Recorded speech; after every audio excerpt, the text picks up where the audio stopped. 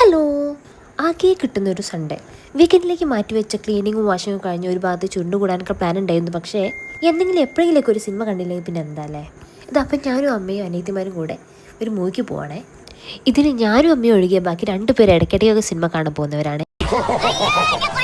നരിവേട്ട മൂവിക്കാണ് കേട്ടോ പോകുന്നത്. കൊണ്ടോട്ടി കൽപ്പകയിലാണ് ഞങ്ങൾ ടിക്കറ്റ് ബുക്ക് ചെയ്തിട്ടുണ്ടായിരുന്നത്. അപ്പോൾ ഞങ്ങൾ കൊണ്ടോട്ടി എത്തി. അപ്പം നമ്മൾ ക്രോസ് ചെയ്തിട്ട് തങ്കാശ് റോഡ് വഴി നടന്നിട്ടാണ് പോകുന്നത്. ഉച്ചയ്ക്ക് 2:30 ഷോ ആയിരുന്നേ. ഏകദേശം 2:20 തിയേറ്ററിലെത്തിയപ്പോൾ മൂവിയുടെ ഫ്ലെക്സ് റോഡിൽ നിന്ന് തന്നെ കാണാം കേട്ടോ. ഈ തിയേറ്ററിനെ പറ്റി പറയുകയാണെങ്കിൽ ഞാൻ അവസാനമായിട്ട് കണ്ട പടം ഇവിടുന്ന് ബാഹുബലി 2 ആയിരുന്നു. അതിപ്പോൾ ഏകദേശം ഒരു 5-6 വർഷമായി കാണും അല്ലേ. തിയേറ്ററിൽ പക്ഷെ വലിയ തിരക്കൊന്നും ഉണ്ടായിരുന്നില്ല കേട്ടോ. അപ്പോൾ ഞങ്ങൾ നടന്ന് പോകുമ്പോൾ തന്നെ ഇവിടെ ഫ്രണ്ടിൽ ആരും തന്നെ ഉണ്ടായിരുന്നില്ല. ടിക്കറ്റ് മുന്നേ ബുക്ക് ചെയ്തുകൊണ്ട് നമുക്ക് കൗണ്ടറിലേക്ക് പോകേണ്ട ആവശ്യമില്ലെന്ന് വിചാരിച്ച് ഇവിടെ ചെന്നു. അപ്പോൾ ഇവിടുന്ന് പറഞ്ഞു കൗണ്ടറിൽ പോയിട്ട് ടിക്കറ്റ് എടുത്തിട്ട് വരണമെന്ന് പറഞ്ഞു. ഞങ്ങൾ വീണ്ടും ടിക്കറ്റ് എടുത്തു.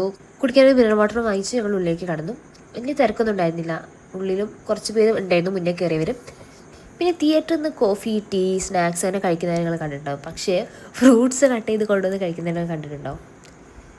ആപ്പിളും സിട്രസും ഒക്കെ ഉണ്ടായിരുന്നു കേട്ടോ ടിഫിൻ ബോക്സിൽ. അപ്പോൾ ഞങ്ങളത് കഴിച്ചു, പോപ്കോൺ കഴിച്ചു. അങ്ങനെ മൂവി കഴിഞ്ഞ് ഞങ്ങൾ പുറത്തിറങ്ങി. ഇപ്പോൾ ഇവിടുന്ന് എത്ര പേരും നടക്കാനുണ്ടല്ലോ. മൂവിയുടെ റിവ്യൂ ഞങ്ങൾക്ക് 4 പേർക്കും മൂവി ഇഷ്ടപ്പെട്ടു.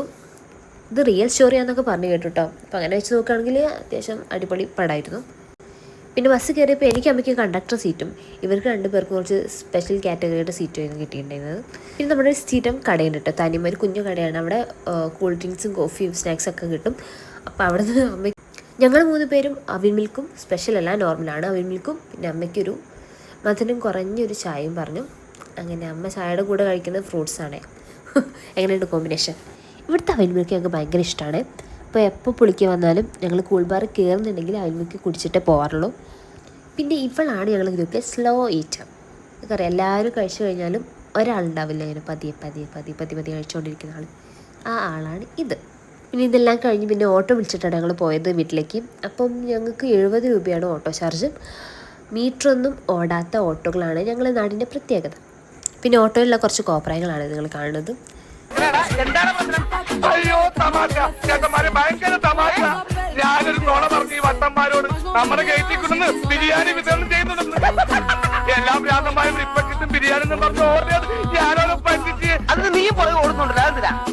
ഇനി ചിലപ്പോ അവിടെ ബിരിയാണി കൊടുക്കണ്ടെങ്കിൽ പറയാൻ പറ്റേ. ഇന്നത്തെ ദിവസം എന്തായാലും ഇങ്ങനെ കഴിഞ്ഞപ്പോൾ ഞങ്ങളൊന്ന് പുറത്തിറങ്ങാൻ വിചാരിച്ചു. വീടിൻ്റെ തൊട്ടടുത്ത് തന്നെ കേട്ടോ. പോയിട്ട് പ്രാവിൻ്റെ അടുത്തൊക്കെ പോയി കുറച്ച് വീഡിയോസൊക്കെ എടുക്കാമെന്ന് വിചാരിച്ചു. പിന്നെ താളിപ്പൂ ഉണ്ടാവാനുള്ള സമയമായിട്ടോ. നമ്മൾ ഓണത്തിനൊക്കെ പൂക്കളിടാൻ വേണ്ടിയിട്ട് ഇതൊക്കെ എടുക്കാറുണ്ട്. നിങ്ങളുടെ നാട്ടിൽ ഇതിന് എന്താ പറയുക?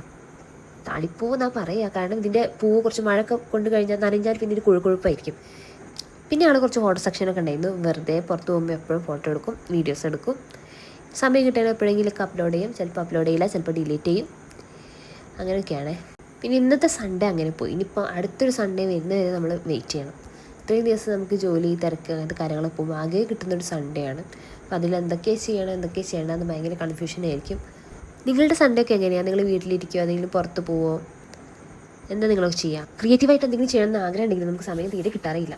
പിന്നെ ഇടയ്ക്കൊന്ന് വൈകുന്നേരങ്ങളിൽ ഇവിടെ വന്നിരിക്കും, കുറച്ചൊന്ന് റിലാക്സ് ചെയ്യും, തിരിച്ചു പോകും. ഇന്നും അതേപോലത്തെ ദിവസമായിരുന്നു കേട്ടോ. അപ്പോൾ അത്രയേ ഉള്ളൂ. വീഡിയോ ഇഷ്ടപ്പെട്ടാൽ സബ്സ്ക്രൈബ് ചെയ്ത് സപ്പോർട്ട് ചെയ്യണേ, ലൈക്ക് ചെയ്യണേ, ഷെയർ ചെയ്യണേ. Thank you.